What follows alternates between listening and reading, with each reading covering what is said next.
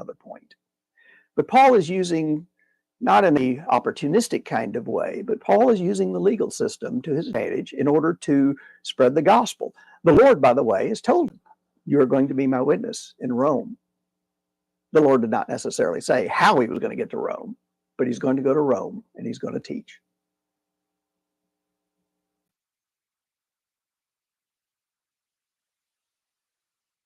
There's some good insight there as we kind of get into our text this morning, the background and the history.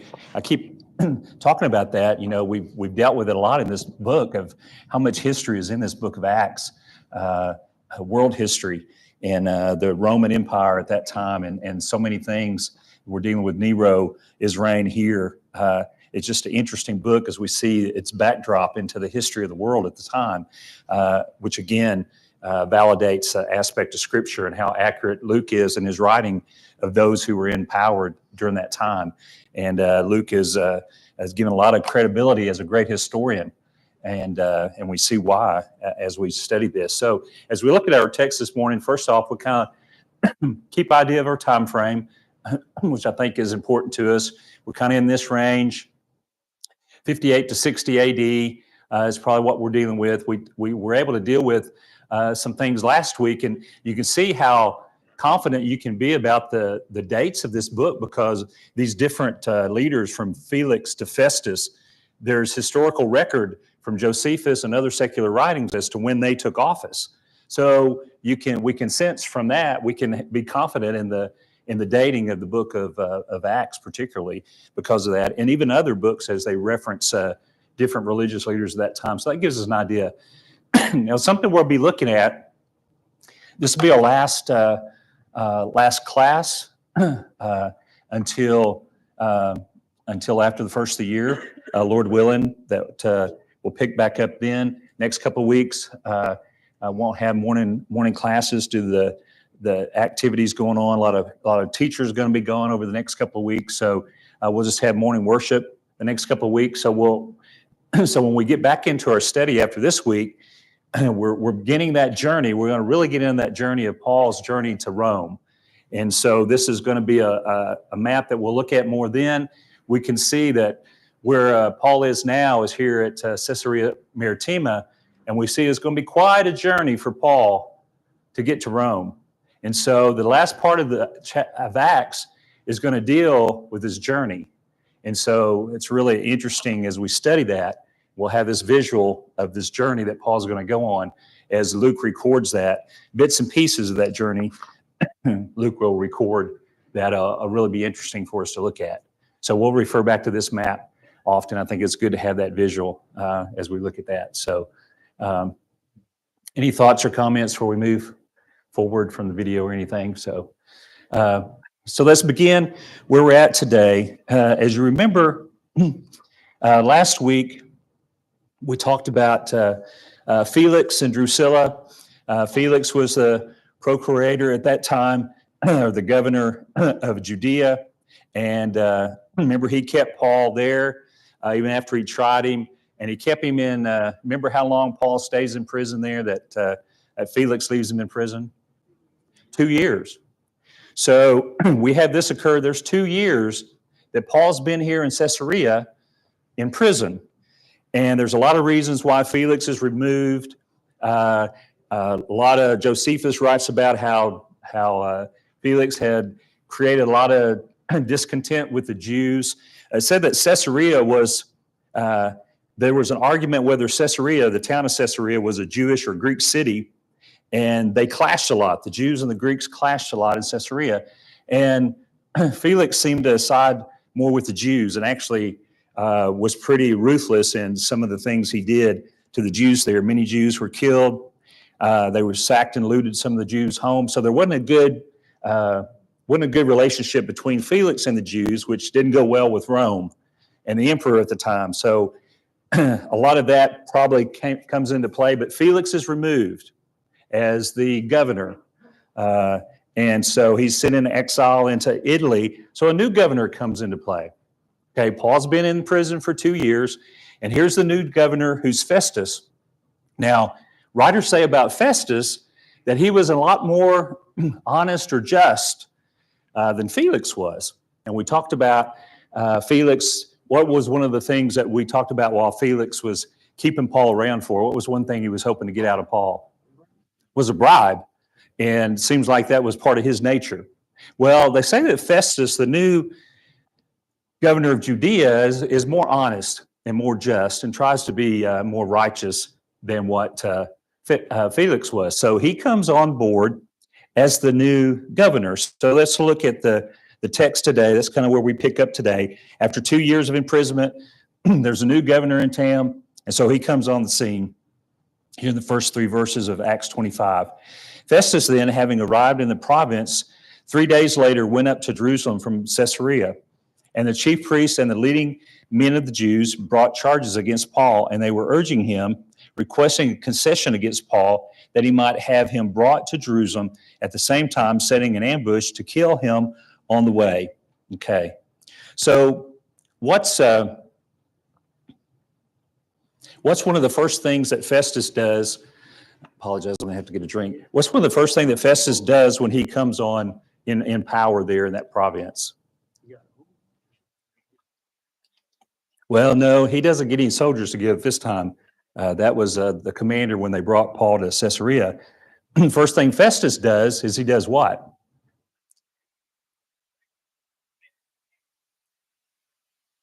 He what? Okay. He appears to, doesn't he? But he goes from Caesarea where? Where's the first place he goes? Jerusalem. Festus, having arrived in the province 3 days later, went up to Jerusalem from Caesarea. He goes to Jerusalem 3 days after he's in power there. Now, why would the new governor of Judea go to Jerusalem? I'm sorry? Well, a lot of people there, but who's in Jerusalem that he wants to show a good face to? The Jews. Yeah, he's the leader of Judea. He's the governor of Judea. He wants to keep peace. That's why he doesn't want Rome to think he can't handle things. So he wants to go and meet with Jewish leaders and find out, what is it that I can do for you, pretty much. You know, he wants to get his best foot forward in that kind of natural, because that's the people he's got most concern about are the Jews. So he goes to Jerusalem. It says goes down from, goes down from 3 days later, went up to Jerusalem from Caesarea. Jerusalem is above sea level, 2,500 feet above sea level. So Caesarea is on the sea coast. So that's why you go from Caesarea, even though you're going south, you're going down or going up, because Jerusalem is above sea level. But so he goes there to the chief priest and the leading men of the Jews. And what's one of the first thing, if he asks them, can you imagine he asking, what can I do for you? What's on your mind? What's your list of grievances? And what's the first thing they say? Paul. You think they hold a grudge? Now, this has been 2 years. It's been 2 years that Paul's been in that prison, and Felix had left him there. And so when the new guy comes in town, he goes to meet with them. And one of the first things they have a concern for is they're still out to get Paul. They're still out to get him. And so they bring the charges against Paul, and they were urging him. They're urging the new governor. It's kind of like, okay, if you want to help us, here's what we'd like for you to do. Brought charges against Paul. They were urging him, requesting a concession against Paul, that he might have him brought to Jerusalem, at the same time setting an ambush to kill him on the way. A concession. What do you think about a concession? What's that give you an idea? A favor? You want to do us a favor? Bring this fellow Paul to Jerusalem, and let us try him in Jerusalem. Now, a lot of times, you can read in secular history, a lot of times the former governor may or may not tell the new governor about people he had in prison still. A lot of times the former governor would release and try to tie up all the loose ends of prisoners he had when he knew he was going to leave.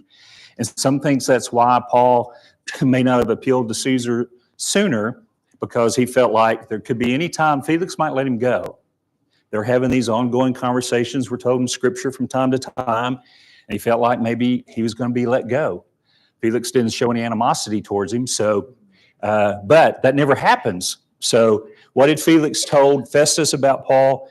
We really don't know, but he's getting word from the Jews about this. Ananias is no longer the high priest who had been so animate that had caused them to strike Paul when Paul said, I didn't know he was high priest. He's no longer high priest. He's been removed as well. And the high priest at this time, secular history tells us, Josephus is Ishmael, who's now the high priest. The high priest was changed often as also other offices were based on Rome's influence in that position would force even the high priest out. Ishmael, John, is who Josephus says was the high priest at this time.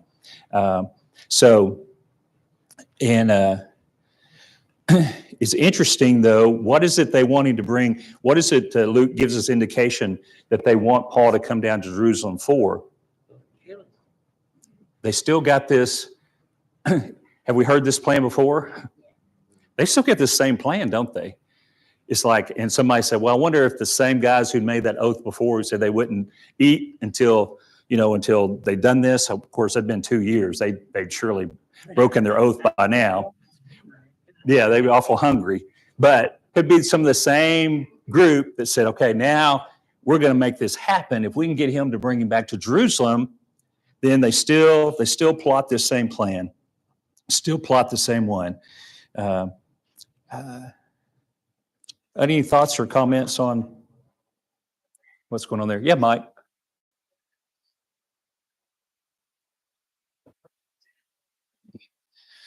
Probably not. Yeah. Most of the scholars think that he wasn't aware of it, but we don't know that for sure. He doesn't do what they ask, and that may be an indication. Maybe he had some idea. He just he doesn't want to totally give up his rule. And this is a Roman citizen. Remember, that's a real key here.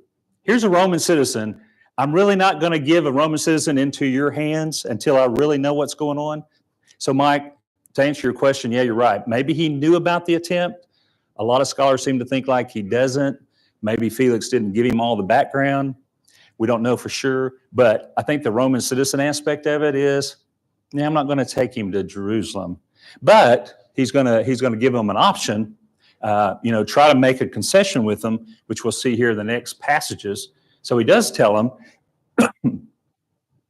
Festus then answered that Paul was being kept in custody at Caesarea, and that he himself was about to leave shortly.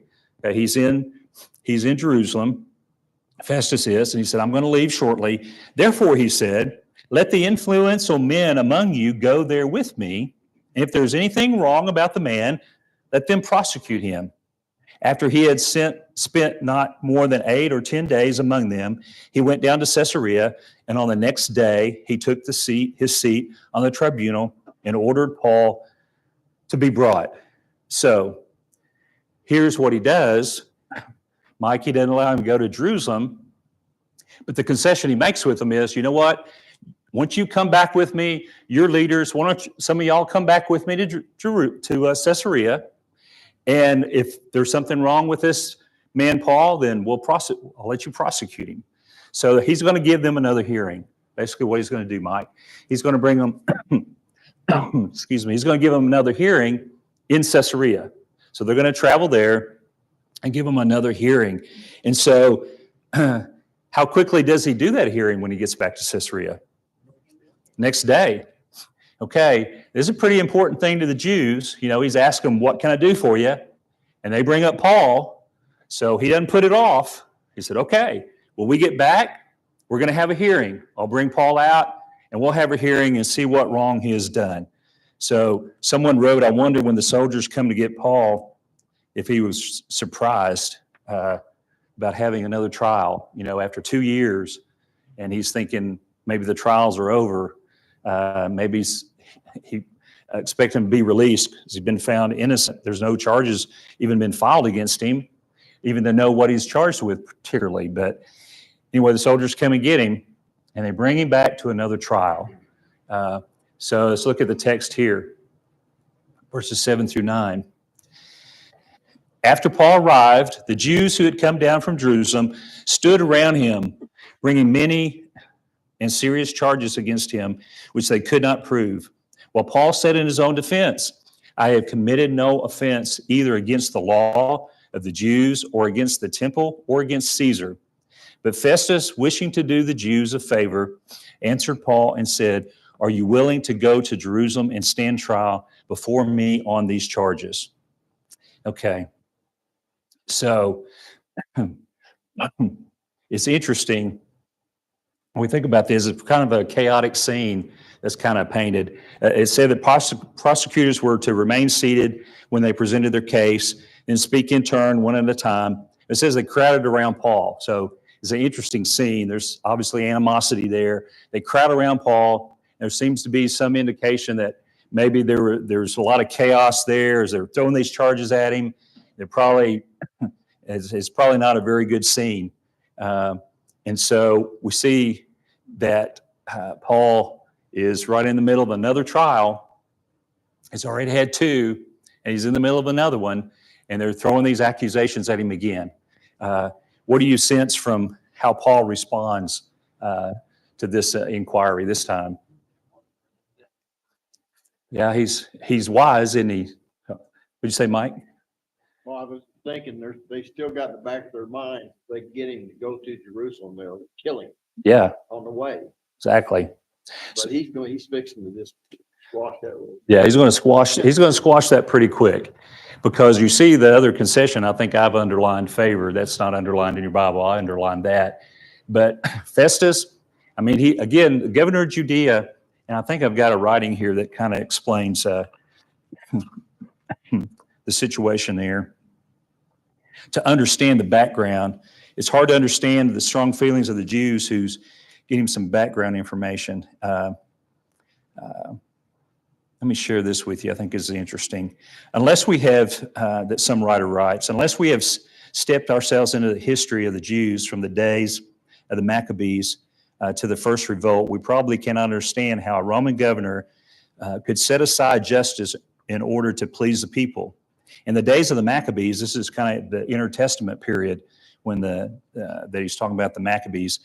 In the days of the Maccabees, zealous Jews had defeated a powerful Gentile ruler. The Romans knew this. Rome was well aware of the fact that the Jewish people had to be handled in a special way. A Roman procurator, such as Pontius Pilate or Antonius Felix or Porcius Festus, knew when he took over his post in Judea that he was sitting on a powder keg. Festus had just taken office. He had to live with these people. He certainly did not want to get off to a bad start. And I think that idea of sitting on a powder keg is really a key here, why these governors are they're wanting to make concessions with the Jewish people as much as possible, because if things get out of hand, who does that word get back to? Nero, the emperor, and he can remove you from office really quickly, and you can be exiled, or even worse, depending on what happens. So that gives a little indication of why they would be so, these generals would give in, and almost from a lack of justice for some of these people that they tried.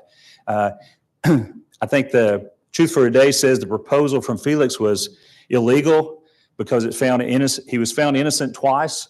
You know, we have double jeopardy. There's no double jeopardy in our laws. They didn't really have that. It's illogical because no decision reached in two other trials. So why would this one be any different? And then it's ill-advised. Festus could be intimidated by a handful of Jewish leaders. If he can be intimidated there by Jewish leaders, what do you think is going to happen if he gets them in Jerusalem, where he's going to have crowds of the Jews storming against Paul? How's he going to handle that crowd? So, but I'm sorry, Nancy? Yeah, he'd probably give in to him for sure, wouldn't he?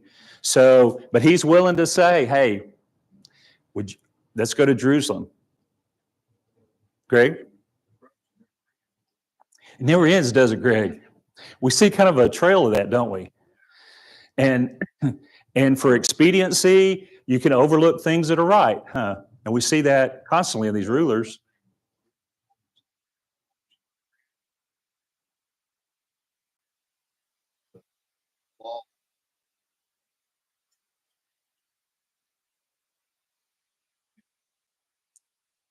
Yeah.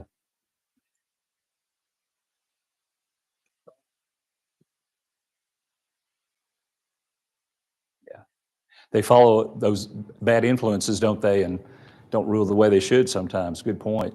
Ed, have a comment? Yeah, just a question.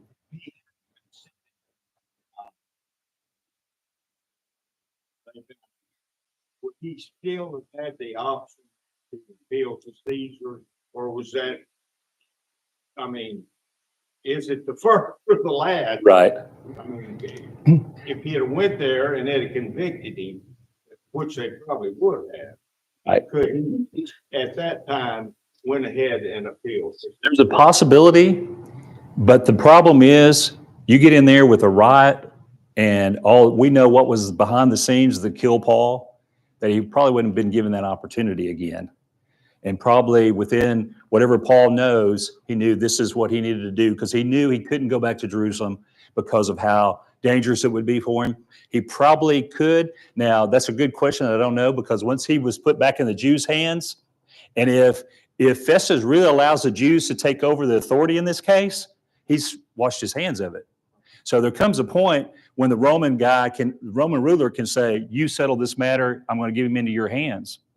And they even gave, I think I mentioned before, they even gave the Jewish leaders the right, if somebody has blasphemed or desecrated your temple, they can be put to death. And so that was the essence there, that if he's going to really let them take over, which I think is the emphasis here that would happen, he probably wouldn't be given that chance again. So a great point you raised there. Ed, other thoughts, Steve? Paul being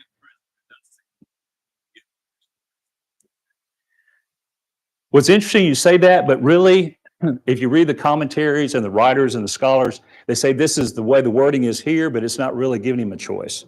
He's going, we're going to go there. So yeah, when you first read that, would you like to go? It's like he's being cordial to him. Are you willing to go? No, the real context of the verse, the way the original language reads, you read much of your commentaries and scholars. No, he's not saying, I'm going to give you the option. We're going to Jerusalem. So that's really the way this really is intended. And so that's why Paul does respond the way he does, Ed, because he knows, take him back to Jerusalem. Paul will never go back to Jerusalem. Never. And you remember Jesus had gotten him out of Jerusalem right after he's converted. After 2 years, he goes to Jerusalem. Remember, Paul says, but I can talk to my brethren and explain to them. They'll understand. And Jesus said, you need to get out. Remember, he showed him that in a vision. He knows how dangerous Jerusalem has been for Paul. And so I think in God's wisdom and guidance, Paul, he'll never go back to Jerusalem. And so he'll never step foot in Jerusalem again. He's been there for the last time. Jerusalem was too dangerous of a place for Paul to ever go back to. And of course, he's going to be a prisoner pretty much the rest of his life, as we're going to see. So great questions and comments. Other thoughts or comments? So we see Paul's predicament because he knows he can't go back there. He has no confidence. There's no justice. He will receive no justice at the hands of the Jews. Paul?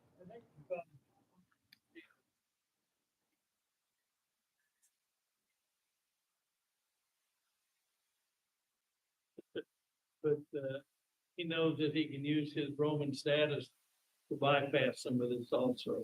Yeah. And you think about the wisdom of God in using Paul to go to the Gentiles and see by him being a Roman, it gave him the opportunity to get through some of these things that some of the others may not have been able to get through that were not Roman citizens. So his Roman citizenship is very important. But we'll, yes, sir. Yeah.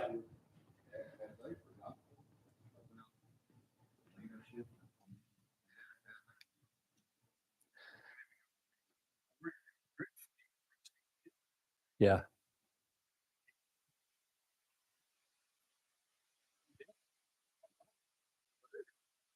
And he's used that defense. He's used that defense for that, you know who I am, but they look at him as a traitor. He's turned their back on their whole religion, their indication, because he's teaching Gentiles. And so that's really what's really created a big problem here.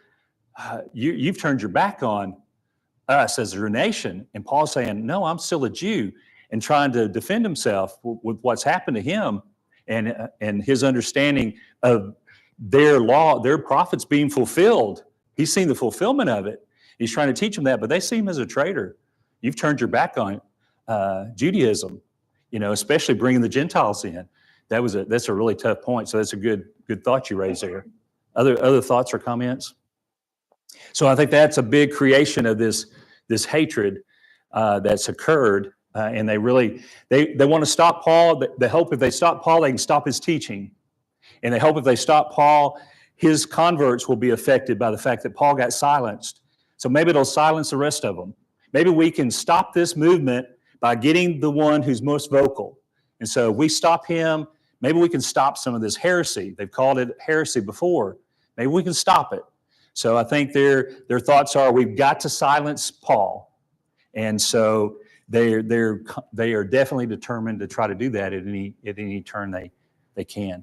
Other thoughts or comments? I want to share this passage earlier or later part of Acts that we'll look at next time.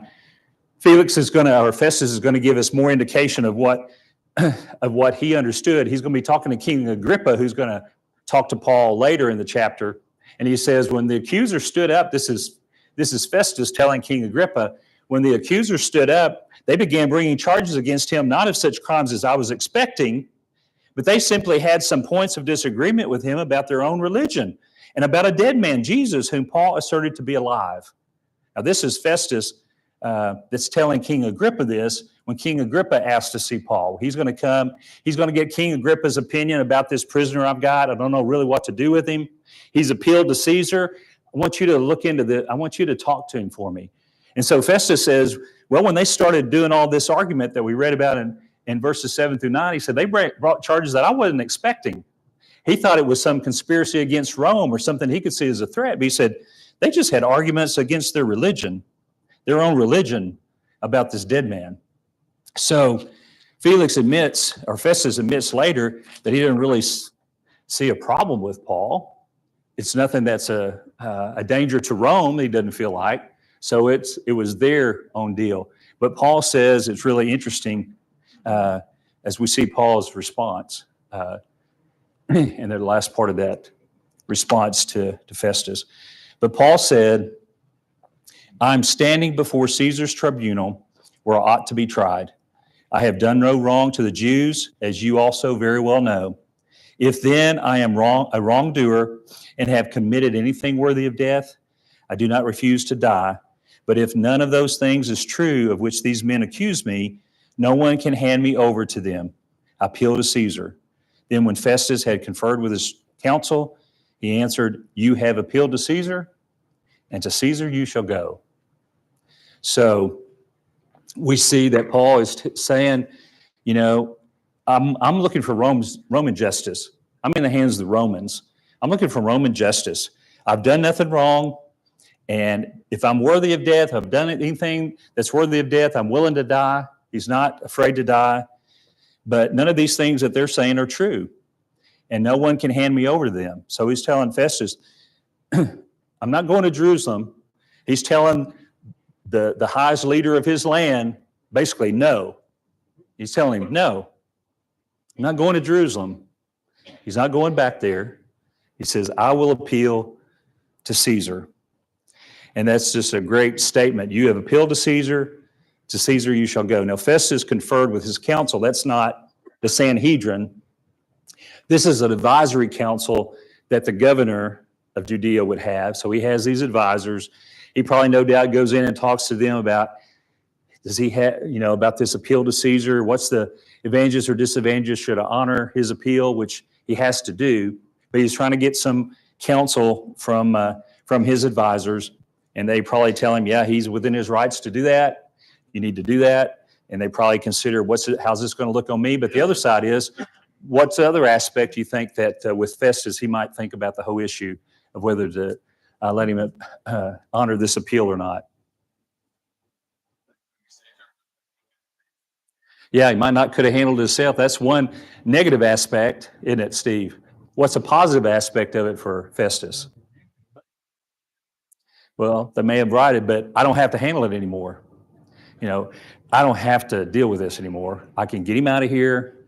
And he's got an answer to the Jews now that, I mean, his hands are kind of tied now. This Roman citizen has appealed to Caesar. So the Jews can't get on him because he didn't do anything, because he can't now. You know, and that's the strong point. You know, we talk about the injustice of their law, Greg, but Rome had a lot of justice built into their law if you would follow it. You think about this aspect of it, that as a Roman citizen, you could appeal to the emperor. Now, what I've read is if you were convicted of murder or you were a thief and you were caught red-handed, there's no question that those things you may not be able to appeal to Caesar for. That's what some writers write about. But you could appeal to Caesar on issues and go straight to his court. Mike?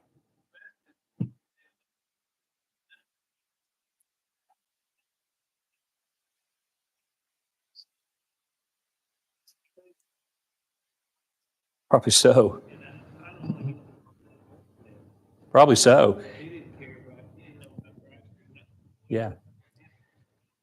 Yeah, when we get a chance to read the rest of the chapter, his conversation with King Agrippa about Paul and the trial is interesting. But yeah, when he said that, he said, yeah, I don't want anything to do with this. This is their religious stuff. Yeah,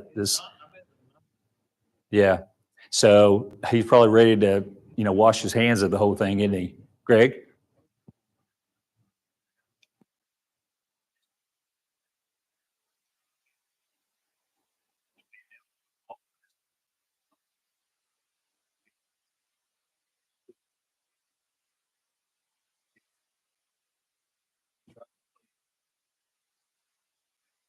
Protect Paul at the same time, right?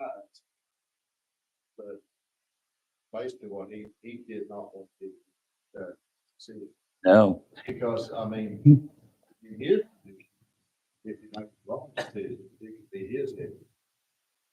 Yeah. Yeah, he's in a tough spot. It's a difficult thing to just take over and step into that, wasn't it? And he's probably thinking, why didn't he handle this before he left? He steps in and I've got to clean up his mess. Why couldn't he have handled this before he left? But now, yeah, Festus is put in that position to do that. And Festus gives every indication that he's going to take Paul back to Jerusalem. We have every indication when he presents this to Paul, and Paul knows that too, is why Paul appeals, because the indication is Festus is going to take him to Jerusalem. He's going to give in. And no doubt that's why Paul has to appeal, because he knows that's what's about to happen. He's going to be taken back to Jerusalem, and he knows what's happened there before. Paul delivered himself, someone said, delivered himself out of the power of the Jews. Now, Nero took the throne in AD 54. What was it that, now when you appeal to the Roman emperor, there's some question as to whether you actually appeal in front of Caesar, Emperor Nero himself, or a representative. Now, the emperors had representatives that had their authority up to that level. You can read different things about those who write about whether Paul actually appeared in front of Nero or one of Nero's representatives. We don't know that for sure. You can read a lot of things on both sides of that he could very well have appeared in front of Nero himself or one of his representatives. But the authority would have come from Nero on what the results would be of those trials. Mike?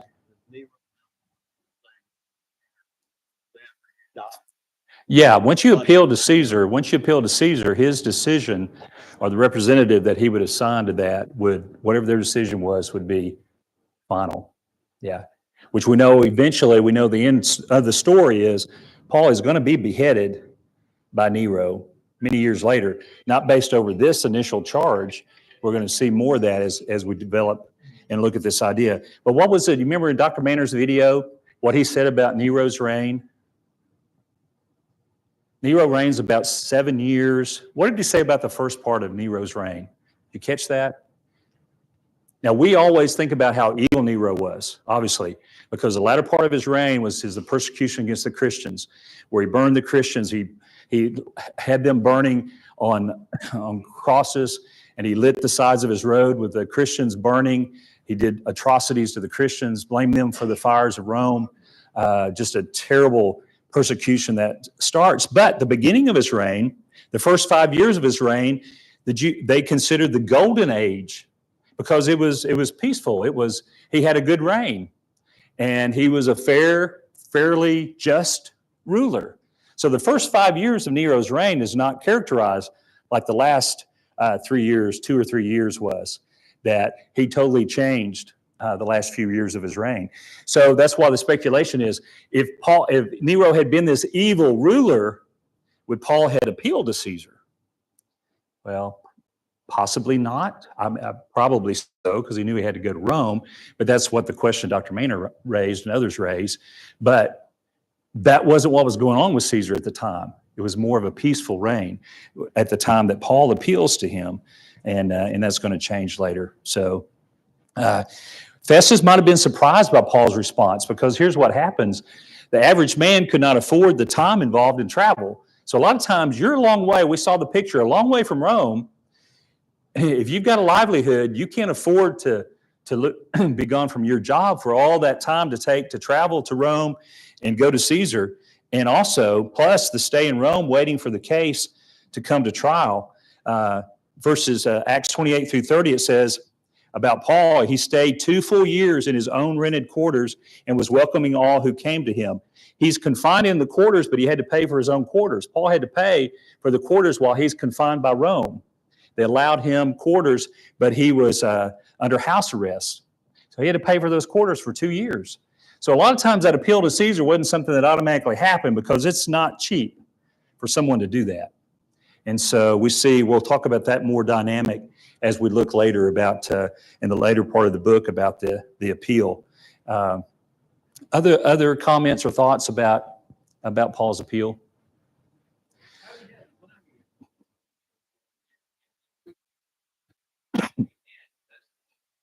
No, and that's why we'll look at that too. Some of the churches helped him. He received support from others that would help him, and we'll look at some of those ideas. Yeah, seemed like he received support from churches when they heard his predicament and began to help, and we will look at that.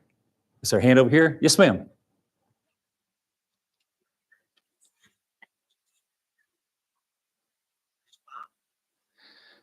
Can a Roman governor settle an issue in Jewish law? He really shouldn't. I mean, and that's why he would not, if he thought it wasn't a Roman issue, he would kick it back to the Jews. Yeah. But if there's any connection to the Romans at all, he could use his power to do that. But you're right. If he finds there's no Roman issue, he could kick it back to the Jews. And, maybe that's the reason why, when he saw that this was a religious argument, maybe that's why he was more willing to take Paul back to Jerusalem once he made this decision. Maybe that's why he says, yeah, we'll go back to Jerusalem. Once he heard the arguments going, this isn't anything to do with Rome. So maybe that's why he was more willing to go back to Jerusalem. Good question. Any final thoughts or questions? Well, Lord willing, when we meet again, it'll be pages 410 to 428, and we'll look at the last part of Acts chapter 25. You might read that conversation with King Agrippa, where Festus will give more detail in his trial before Paul, give some indication there. Really interesting to read that. So appreciate all your good comments this morning.